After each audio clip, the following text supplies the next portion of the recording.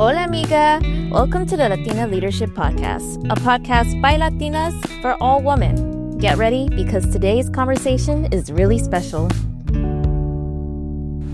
Hola, amigas, and welcome to another episode of the Latina Leadership Podcast. I'm your host, Andrea, and we talk a lot on this show about building businesses, building community, building a life on your own terms. But to build anything, you need a foundation. And in our world, one of the most fundamental, tangible, and often most fraught parts of that foundation is money. Specifically, what we are paid for our work. For Latinas, the pay gap isn't just a statistic. It's a weight that gets passed down. It influences what neighborhoods we grow up in, what schools we can afford, the kind of security we can offer our own families. It's a financial echo of systemic gaps in recognition, respect, and value.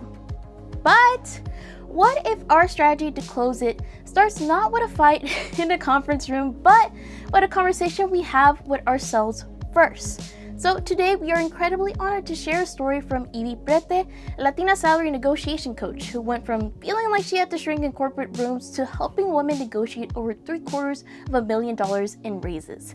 And this is a conversation about transforming not just your salary, but your sense of worth and your future. So let's hear from Evie in her own words. So let me pull up my phone here and let's read our story. My name is Evie Prete, and I'm a Latina salary negotiation coach, speaker, and host of the Págame podcast, where I help women, especially women of color, rediscover their self-worth, negotiate their pay, and build careers rooted in abundance. A little bit about me: I'm a mechanical engineer turned program manager who grew up low income, graduated with an overwhelming debt, and spent years feeling like I had to shrink myself in corporate rooms. Over the last decade, I've negotiated nearly $200K in raises and severance, 3 times my salary, and helped my clients negotiate over $750K in collective increases. Not by hustling harder, but by healing their relationship with self-worth. This year, I navigated a layoff, chose to see it as a redirection, traveled to Latin America, and rebuilt my life and business with more confidence, joy, and alignment than ever. Now I'm stepping fully into my identity as a speaker, storyteller, and a thought leader for Latinas who want more money, more confidence, more audacity, and more abundance.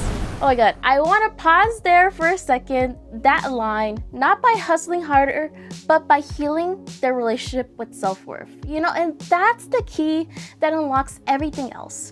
We're often told to work harder, get more degrees, take on more projects to prove we deserve more. But Evie is pointing us somewhere different. To the internal work, the mindset. She answered some powerful questions for us, and I want to share her insights. Our first question was, can you share a personal moment when you realized the power of salary negotiation, especially as a Latina in a male-dominated field? So let's read out Evie's answer. So the first time I truly understood the power of salary negotiation was when I accidentally learned I was being paid significantly less than a male colleague with a nearly identical background and education. I remember feeling everything at once: shame, anger, disbelief, and a deep sense of disrespect. It wasn't just about the money. It was about realizing that my hard work and credentials weren't automatically protecting me in a system that wasn't built to be equitable. I attempted to negotiate for the first time shortly after, and it didn't go well. But that moment changed the trajectory of my life. I made a promise to myself that I would no longer stay in environments that benefited from my labor without valuing it. That feeling she names, the shame, the anger, the disbelief, so many of us know it. It's the gut punch of inequity. But look what she did. She didn't internalize that disrespect as a verdict on her own value. She externalized it. She saw it as a flaw in the system she was in, not a flaw in herself. And she made a promise, not just to get a raise, but to never again stay in an environment that operated that way. And that's a boundary. That's claiming your agency. The negotiation was just a tool to enforce it. And this leads perfectly into our next questions, which are really about the how. So, how do you prepare for that conversation when everything in you might be screaming that you should just be grateful to be in the room.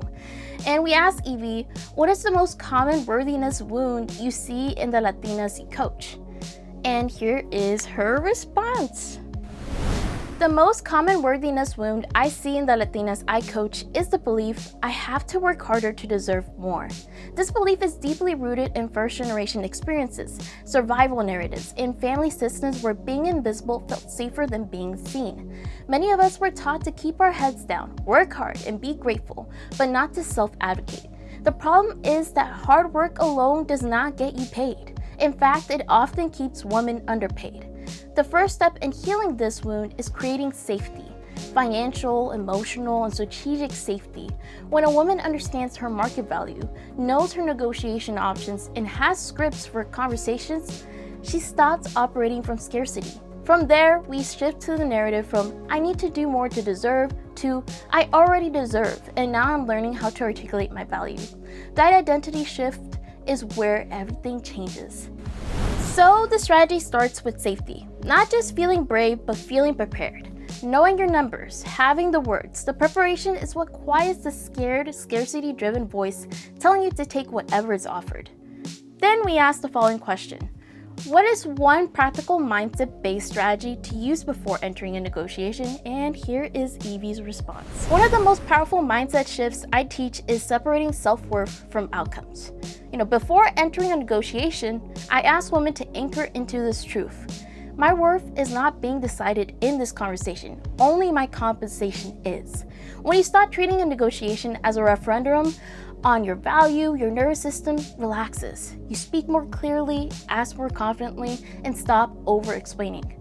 Practically, I have my clients write down 3 concrete business outcomes they've driven: revenue saved, projects delivered, risk mitigated, and rehearse them out loud.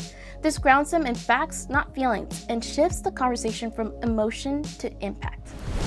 Oh my God, I love that. This is the game changer. Decouple your worth from the offer. You're not negotiating for your humanity. You're negotiating for a number that should match the impact you've already proven you can deliver. And the practical tip here, write down 3 concrete outcomes. Rehearse them. You're not going in to ask for value. You're going in to report on the value you've already created. You're just aligning the conversation to the record. And Evie's journey includes a major pivot, a layoff. So we asked her, after your layoff and time traveling, how did you define success? So let's see her response. After my layoff, I had a choice. Rush back into the same patterns or pause long enough to redefine success on my own terms. Because I had negotiated well in the past, I had financial safety, and that allowed me to take time to travel to Latin America, reconnect with myself, and reflect on what I actually wanted my career and life to feel like. I realized success is not just stability or titles, it's agency. It's having enough money, self-trust, and confidence to choose what next instead of reacting out of fear. To any woman in transition, I would say this: a layoff is not a failure, it's a redirection. If you invest in your financial literacy and self-advocacy skills, you give yourself options, and options are power. Oh my God, listen to that connection. The past negotiations didn't just give her a bigger paycheck. They built her financial safety. And that safety bought her time and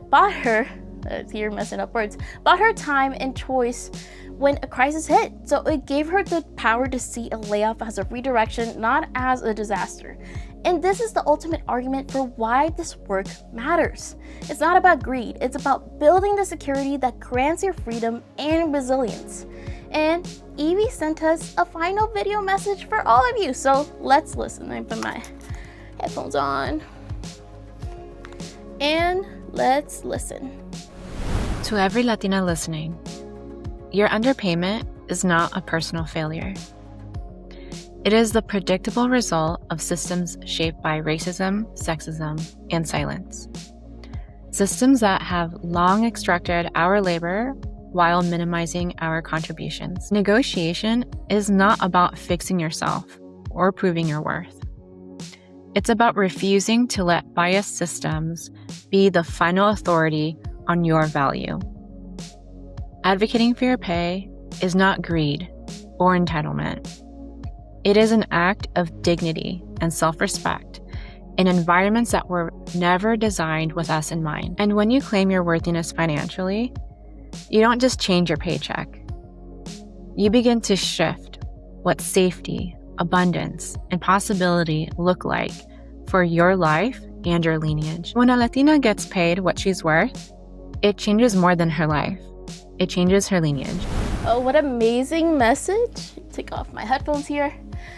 You know that line, it changes her lineage. And that's it. That's the through line. This isn't a solo act.